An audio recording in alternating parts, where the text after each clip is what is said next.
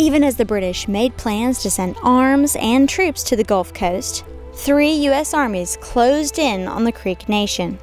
The forces from the Mississippi Territory, Georgia, and Tennessee moved independently, but planned to converge on the sacred Hickory ground of the Creeks at the confluence of the Coosa and Tallapoosa rivers.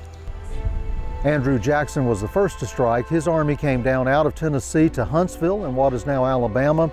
They crossed the Tennessee River and went over mountains that one of his officers said were as tall as the Alps. Along the way, they sent a mounted force down the Black Warrior River, striking at red stick villages that they found to be abandoned, and they burned them. They reached the 10 islands on the Coosa River, the entire army did, and began to build a fort there. Jackson sent Brigadier General John Coffey's mounted brigade to attack the nearby creek town of Tallasseehatchee. Coffey moved in at daybreak on November 3, 1813. They fought as long as one existed, but their destruction was very soon completed. Our men rushed up to the doors of the houses, and in a few minutes killed the last warrior of them. The enemy fought with savage fury, and met death with all its horrors, without shrinking or complaining. Not one asked to be spared, but fought as long as they could stand or sit. In consequence of their flying to their houses, and mixing with the families, our men, in killing the males, without intention, killed and wounded a few of the squaws and children, which was regretted by every officer and soldier of the detachment, but which could not be avoided. General John Coffey, November 4th, 1813. The Tennesseans killed more than 186 men, women, and children at Tallasseehatchee. Only 5 soldiers lost their lives. Frontiersman Davy Crockett took part in the killing. It was on this particular date, November 3rd, 1813. A place called Tallassehatchee. It was an Indian village about the size of this area here. We formed a hollow square around the village and attacked it with the crack of dawn. Pretty soon them Indians found it was our property, though.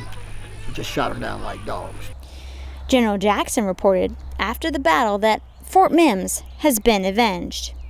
He was not on the scene of the fighting, but the officers he sent to Tallassehatchee surely knew there was a big problem. Well, there should be real controversy about what happened at Tallassehatchee. The women, the children, the elderly of the town had not been evacuated. In fact, there's no evidence that they had any reason to fear, even though they knew that an American army was just a few miles away at the 10 islands. They were at home, sleeping in their cabins. The warriors of the town were home, sleeping with their families in their homes, even though a major Red Stick army was gathering, a short distance to the south at Talladega.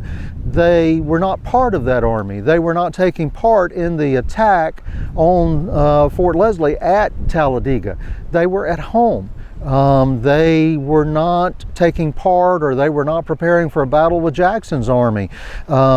There's no other way to look at it than the evidence appears to indicate that General Coffey's brigade, Davy Crockett among the soldiers, massacred a peaceful town of Native Americans at Tallassehatchee that morning. Davy Crockett later described one vivid experience in particular from Tallassehatchee. It was one of the worst memories of his life. It was also a premonition of his own death. We will tell you that story as our series, War of 1812 on the Gulf Coast, continues.